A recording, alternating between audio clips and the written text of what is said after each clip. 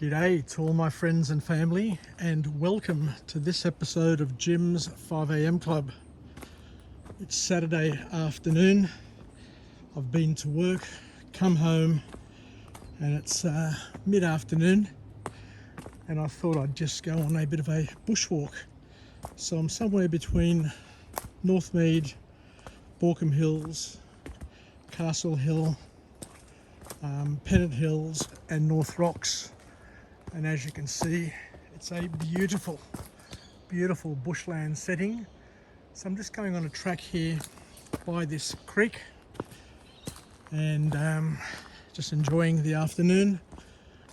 I'm going to be probably walking maybe about 8 kilometres, about 10,000 steps, which may take 2 to 3 hours. So I've got a couple of book summaries that I want to share with you, as well as this journey, this Saturday afternoon journey, where you can sit back if you want and vicariously experience what I'm currently experiencing. So the book summary that I've chosen to do today is entitled They Ask, You Answer, by an author named Marcus Sherridan. And it's a book on marketing and how to engage clients in this rapidly changing world where there's a lot of noise, a lot of distraction, and in order to stand out, we all need to do something different, else we get lost in all the noise.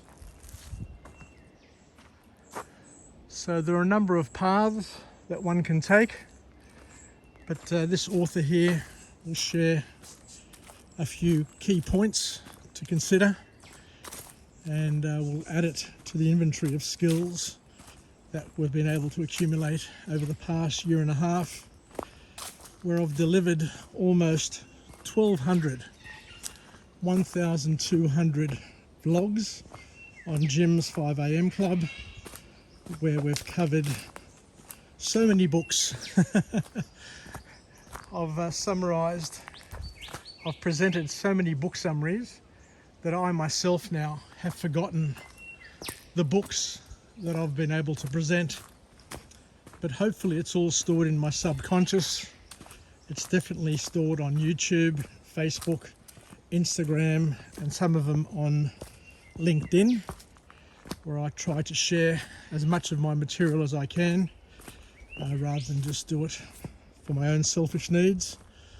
I think it's always good to be able to share knowledge, wisdom, learnings with all our friends and family and community. So let's go and get into this book summary. And the author kicks it off with an observation, which is quite profound, where he says that if you're not causing people to raise their eyebrows in your industry, then I don't think you're going to make it big time, is what the author's saying.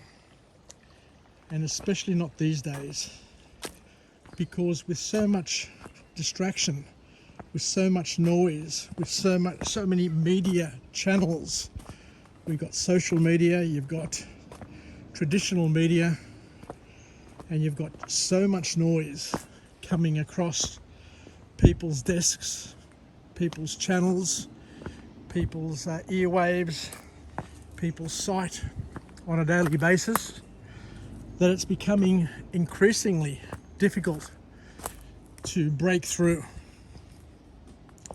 So the author reminds us, and once again tells us, that it's getting harder to stand out from the rest. It's always been a competition, it's always been a challenge to be able to communicate in a way which will capture people's attention. And as the old adage says, it's not what you know. And when I was at IBM, they used to say it's not what you know or who you know, but more importantly, it's who knows you. A lot of people have different views. Some people in the past, when you're young, you try and accumulate as much knowledge, as many skills as you can, thinking that they're going to be enough to make you stand out. But then as you're getting older, you start to realise that it's not what you know, but who you know. So you start to build your network. But it's not about just having a network either, because what's important is to be able to stand out in that network, because each network has a number of people in that orbit, and we're all vying for attention.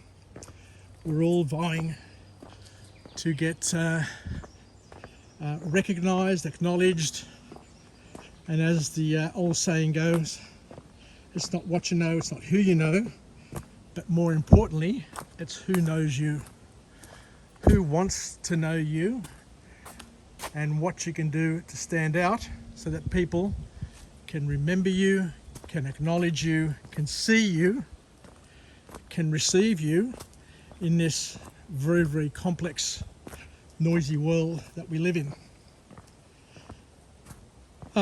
So there's a lot of noise, there's a lot of confusion, there's a lot of mixed messages, and 2020, 2021 have been the years where all of us have been exposed to the mixed messaging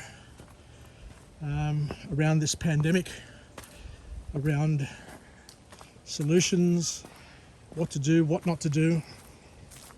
And there's a number of anti-vaxxers, a small number, but a very vocal and a very cagey number, who have been spreading a lot of misinformation, and some have been also engaged in spreading disinformation just to create confusion, just to cause problems, to spread fear, uncertainty and doubt. So it's important for each and every one of us. So I'm going to go on this track now. It's the Footsteps track, which is going to go this way here. So I'm going to cross over here, and this will take me on the massive loop of this parkland,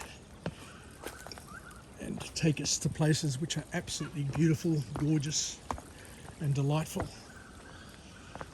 Hasn't rained for a few days, and as you can see, the water is a little bit more stagnant than what it's been in the past, but nevertheless, it's nature, it's beautiful, it's Sydney suburbia, and it's taken me 40 years, believe it or not, to discover these walking trails.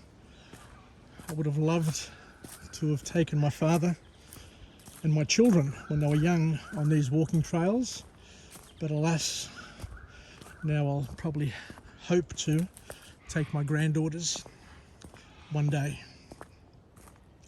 So the author reminds us that the traditional channels, the traditional forms of marketing and communication have become ineffective, because they can't cut through, they can't get to the people that we need to be able to get through and get to, especially the younger people who have a different way altogether of engaging, communicating, receiving and messaging each other.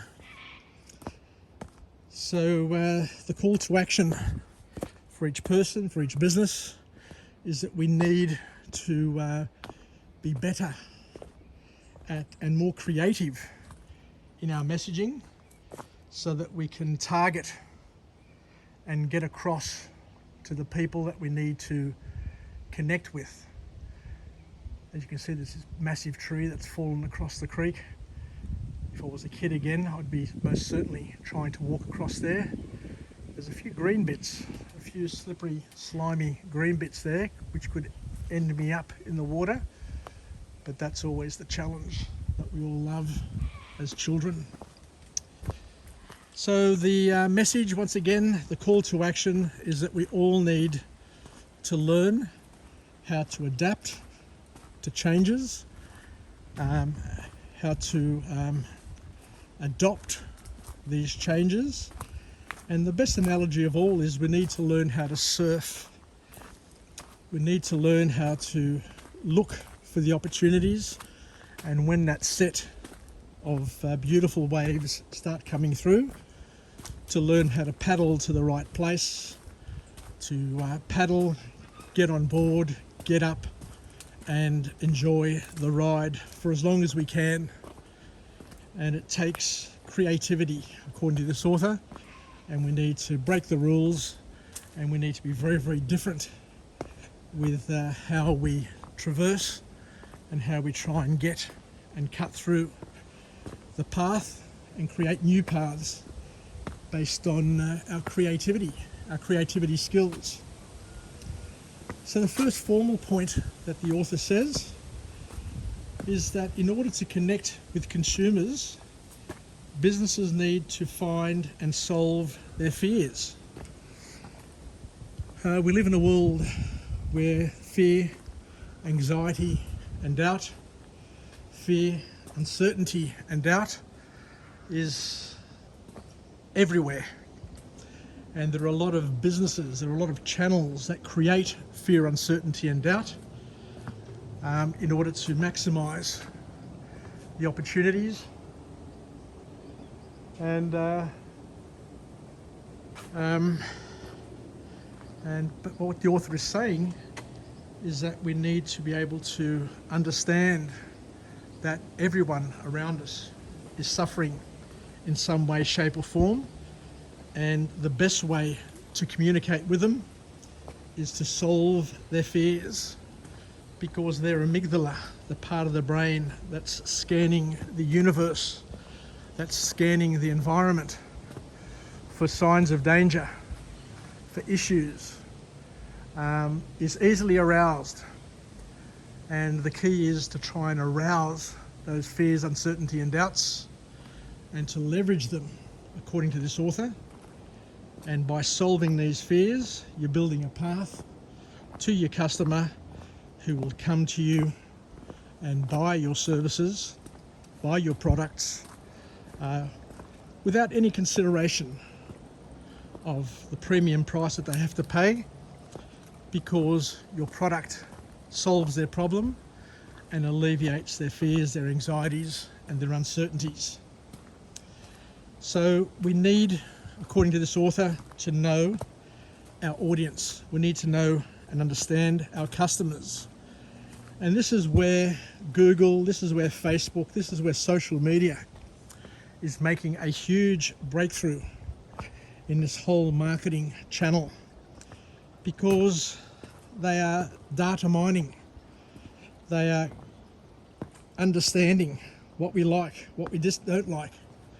They're getting free access to lots of valuable information that enables them to put us into categories, put us into boxes, consumer boxes, and they can then, whilst they know what our fears are, what our triggers are able to tailor the messages, the marketing to get to us and to take our beautiful money.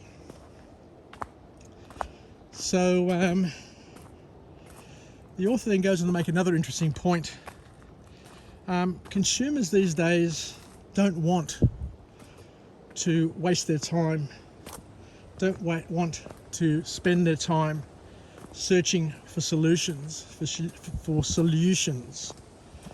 What they want is that solution to find them. So that's the sort of challenge that we all face and that we need to try and work to be able to guess what their fears are, understand what their fears are, understand what their hot buttons are, and then provide answers, proactively provide answers, and the money will flow and the success will accumulate.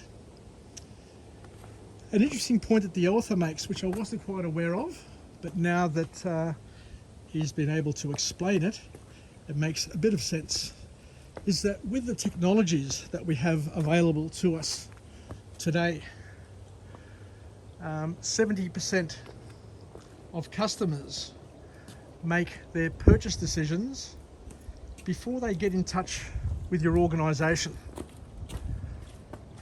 So because of the internet, because of social media, because of referrals and what other people are doing, the messages get round very, very quickly. So you don't need to convince people into buying your things anymore as much as you used to in the past, because a lot of that work, a lot of that homework has already been done. Because if your websites, if you've got reviews out there, if you've got how-to videos on your product and services, if you have lots of content on your websites and circulating in social media circles, then what the author is saying is you've already done enough. Because what you've done is you've solutionized people's fears. So the author's saying here, and the call to action to businesses, is to address fears in a prioritized way. And the priorities that we need to look at is the first thing is to reassure clients that you're not a rip-off. It's the first thing you need to do. So give examples, show off your products, be generous in what you share on social media to reassure people that you're above board and that you can be trusted. Then the second priority, according to this author, is to focus on specific aspects of your product. Now, things like price, making sure that your price delivers true value, because people have limited budgets and limited time to make decisions. So you need to be able to capture them there and then and get their money before they change direction and start looking elsewhere to solve other potential problems. The third thing here that the author talks about is the importance for honesty, to come across as honest. And we're talking about now displaying openly and honestly the pros and cons of your product or service, to also be able to look at the pros and cons in an objective way, to be able to compare your product and services to that of the competition so that people can see where you're different in an interesting and important way. So to show people what makes you different, what makes your competition different in a meaningful way. Because at the end of the day, when I worked at IBM, I remember going to one of the end of year sales conferences, and a mid-range sales manager was making a presentation, and he encouraged all the audience, saying IBM has absolutely no competition in the mid-range market. And everybody's looking at each other but saying, but we've got Digital, we've got DEC, we've got Unisys, we've got all these other companies who are out there competing with us. And then he came back to some of those questions, some of those rebuttals. And he says, IBM, let me reiterate, IBM does not have any competition, doesn't have any competitor in the mid-range market. The only competition that you have as a salesperson, and I remember this clearly, this was a defining moment for me, I loved it. He says, the only competition that you face is your customer. If you can win the heart and mind of your customer, the respect, to work with them, to solve their problems, to help them look good, then by doing that, you've achieved your goal, and you won't have any competition going forward. And the last point that the author puts here is the importance of having reviews, making sure that you're able to have third-party reviews and people recommending your products and services. And those reviews are put forward and presented by people just like them, who have got problems just like them, who have fears just like them. So peer-to-peer sort of reviews of your product and services and why it works, how it works, and why it creates value to them. So the third formal point, and I'll be finishing up shortly because this vlog is getting away from me, is that you need to be able to share with your clients, with the community, educational content, because it's that educational content that you're able to share that will draw potential clients to you. You've got to be able to answer their questions. So what is really, really helpful is having a list of all the Q&As, all the typical questions that people ask, with answers, honest answers, to enable people to be able to do their homework before they even come to you, so that they're already ready to sign up without having to ask or to look elsewhere. So this ability to educate your clients through generous and professional material, helpful material, creates trust, it showcases your solution and enables you to work in a multidisciplinary way. So thank you very much. I didn't think that I was going to get much out of this book summary, to tell you the truth, because it was one of the last ones that I've had to go through and complete. But it's remarkable that sometimes the topics that you think don't have much meat on them have more than enough meat to be able to talk for at least half an hour. So thank you once again for joining me.